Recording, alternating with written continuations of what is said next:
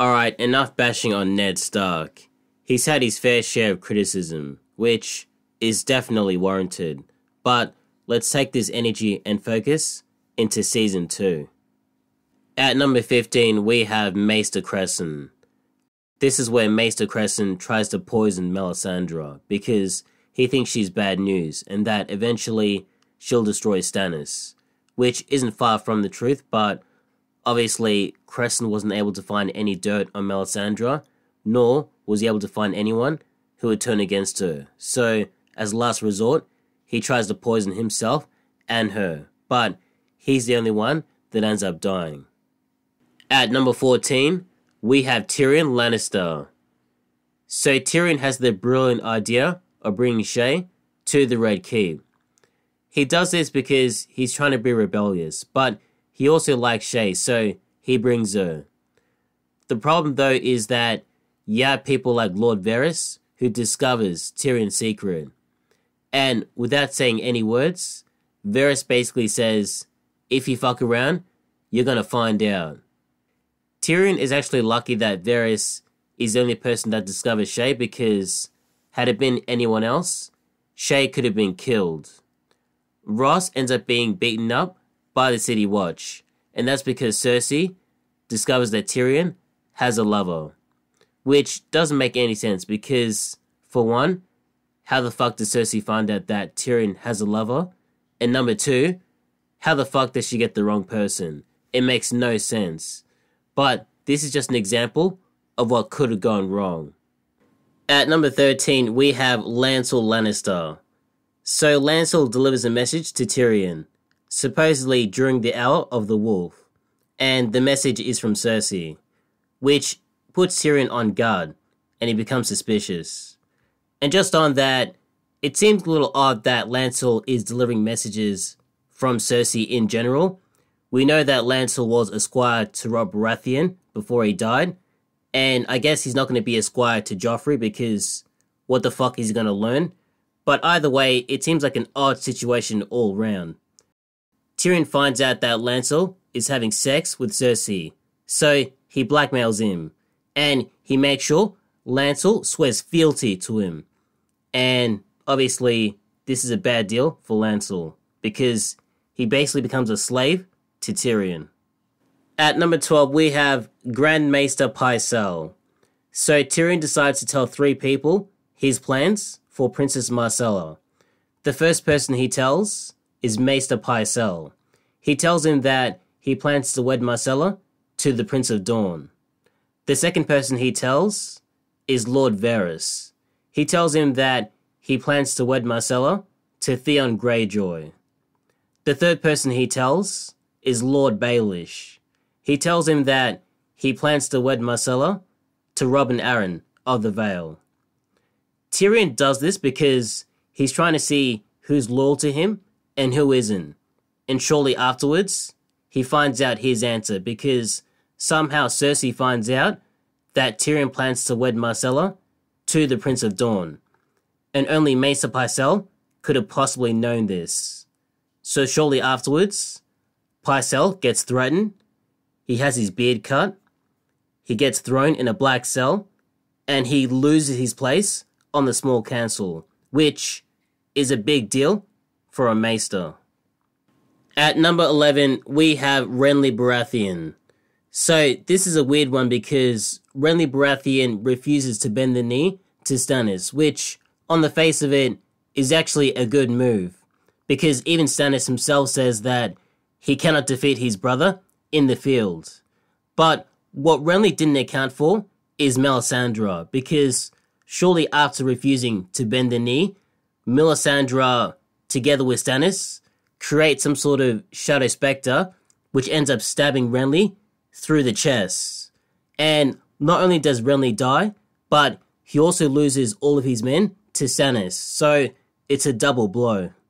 At number 10, we have Ross. So I'm not sure why Ross stays in King's Landing for as long as she does, because a lot of fucked up things happen to her, so you would have thought she would have left a while ago. One of the things that happens to her is that she gets beaten up by the City Watch. And as we mentioned earlier, Cersei thinks that Ross is Tyrion's lover. That's why she gets beat up. The second thing that happens is that Tyrion decides to send her and another girl from the pleasure house to Joffrey's quarters. And Joffrey gets Ross to beat one of her co-workers to death. And it's at this point that she should have left the capital. And in this situation, it could have been reversed. She could have been the one that was killed by her co-worker. Also, there's other stuff that happens to her later on, but because it's not in Season 2, it didn't make it into the video. At number 9, we have Janos Slynt. So, going back to Season 1, Janos Slynt betrays Ned Stark by siding with Cersei and the King. So when Tyrion becomes Hand of the King, he decides that Janos isn't trustworthy, and he relieves him of command of the City Watch, takes away the castle of Harrenhal, and sends him to the Wall. And Lord Baelish actually brings this up in a later episode because Tyrion tries to offer him the castle of Harrenhal, and he wasn't actually going to give him the castle, but Lord Baelish ends up saying that Janos was given Harrenhal as well, only for Tyrion to snatch it away. Only the difference between Lord Baelish and Janos is that Lord Baelish isn't so easily replaced, and neither are his loyalties. At number 8, we have King Joffrey. So this one was building up for a while. Because of the War of the Five Kings, most of the roads in Westeros weren't safe, including the King's Road. So food wasn't going into King's Landing, and the city folk were starving. I think Tyrion, Joffrey, and Prince Tommen were walking back to the Red Keep. I'm not sure where they were coming back from, but they're walking back. And some random person throws a mud ball at King Joffrey. Joffrey demands to know who it was, and the situation escalates. All that happens is that quite a few people get killed. Sansa gets assaulted and nearly gets raped. And everyone gets put in danger. All because Joffrey wanted to kill anyone who caused this event. Ridiculous. At number 7, we have Yoren. So, shortly after Joffrey gives the command to execute all of Robert's bastards, Gendry's old master tells the City Watch that he's traveling with the Night's Watch. So 2 City Watchmen are sent to intercept the Night's Watch, and they end up talking to Yoren, which Yoren threatens one of the City Watchmen. And basically they say that they'll be back for his head, and they do. Shortly afterwards, Yoren ends up getting killed. And also, a boy called Lami gets killed as well. And right after that, Arya, Gendry, and Hopeye, and also others, get taken as hostage. And they all await execution. At number 6, we have Jon Snow. So, shortly after Qhorin Halfhand, Jon Snow, and some other brothers go on a mission, they encounter some wildlings, which they execute most of them, except the one Jon Snow has. So these brothers leave Jon Snow to finish the execution. But Jon Snow never goes through with it, and he ends up sparing Ygritte. She realizes that Jon Snow isn't going to execute her, so she tries to make a run for it.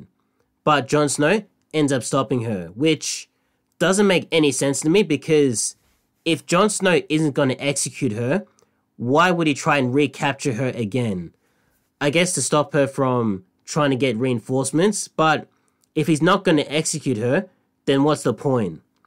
And lo and behold, he ends up being captured. Ridiculous. He also even gets his whole team killed because they end up going to look for him and they get surrounded by wildlings and then eventually killed. Jon Snow also has to end up killing Qhorin Halfhand, which is a massive deal because Qhorin Halfhand is probably one of the most valuable brothers in the Night's Watch. He knows the wildling country extremely well, and even the wildlings know him by name. At number 5, we have Daenerys Targaryen. So I guess going to Qarth was a good decision by Daenerys because had she gone to any other city, she would have been killed. But in Karth, she has 3 of her dragons stolen by the warlock Priya Prey. And this is a massive deal because had those dragons been stolen permanently, I'm pretty sure that there's no chance Daenerys gets on the Iron Throne. No chance at all. And on top of that, she has most of her people killed because they weren't able to protect the dragons. And also, she gets captured. She does end up freeing herself, but things could have been a lot worse. At number 4, we have Theon Greyjoy. So, I think Theon is one of the dumbest characters in Game of Thrones. It all starts off with him taking over Winterfell with his Ironborn men. And I'm not even sure why he does this because I'm pretty sure even Theon realizes that how the fuck are you going to hold Winterfell with 20 men? It's just not possible. And shortly after this, he manages to let Rickon and Bran Stark escape from Winterfell, along with Hodor and Osha. It's absolutely ridiculous. And even worse, he burns 2 random farm boys and passes them off as Bran and Rickon Stark.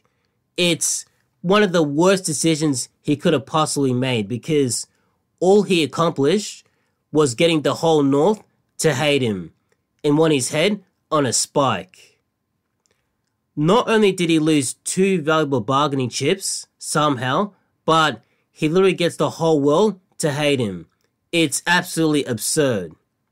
At number 3, we have Catelyn Stark. So Catelyn decides to free Jaime Lannister, and she asks Brienne to guard him to King's Landing because she wants to see Arya and Sansa again. But the problem with this is that at this point in the story, the roads in King's Landing were extremely dangerous because of the ongoing war. And Brienne and Jaime nearly get killed on the King's Road. And shortly after that, they both get captured by the Brave Companions, led by Vargo Hoat. When Robb Stark finds out about this, he imprisons his mother because he can't trust her anymore. This whole situation also creates disorder in the Stark camp because Rickard Karstark wanted revenge on Jaime Lannister because he killed 2 of his sons, so he wanted Jaime Lannister's head. But obviously, because Catelyn released him, he wasn't able to get it. This also ends up leading to Martin and Willem Lannister being killed in Season 3. And we know what happens after that. This all happens because Catelyn released the Kingslayer. At number 2, we have Robb Stark. So Robb decides to send Theon to the Iron Islands. Well, Theon tells Robb that if he's going to take King's Landing, he's going to need ships, so he lets him go. And the whole plan was for Theon to go and ask his father Balon for some ships. But Balon would have never given Theon any ships, because the thing with the Ironborn is that they take what is theirs. Their motto is, "We do not sow." So they don't have any allies. They just take what they think is theirs. And this leads to a whole list of events that happens afterwards. And on that, this whole thing was a bad decision by Robb because if you send Theon back to the Iron Islands, you're giving Balon back his only son, which is giving him the ammunition he needs to start pillaging. And that's exactly what happens. Theon Greyjoy ends up betraying Robb Stark. And then Balon ends up attacking the North because obviously it's free since there's no men in the North because of the war. This leads to Winterfell being burned down, and obviously it was taken over by Theon beforehand. Maester Lewin gets killed. Bran, Rickon, Osha, and Hodor have to leave. And Sir Roderick Cassel gets killed. All this happens because Robb lets Theon go back to the Iron Islands. And really, he could not really have foreseen this happening. Obviously, there probably could have been some characters that could have told him, hey, Rob, this is a bad idea. But really, when you think about it, no one could have foresaw any of this happening. So, there you go.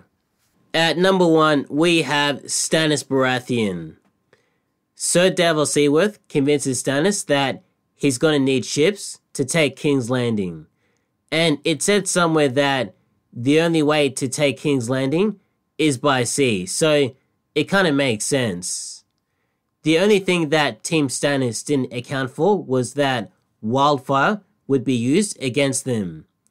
And it ends up destroying a large part of their fleet and kills a lot of people. Sir Davos ends up being thrown overboard as well, and Maester Seaworth gets killed. This whole thing was a massive deal because this fight was the only chance that Stannis was going to have to take King's Landing, because it's not like he has another army lying around. This was it. And for him to get off to such a bad start, it was always going to be an uphill battle to come back from it. And obviously, they weren't able to.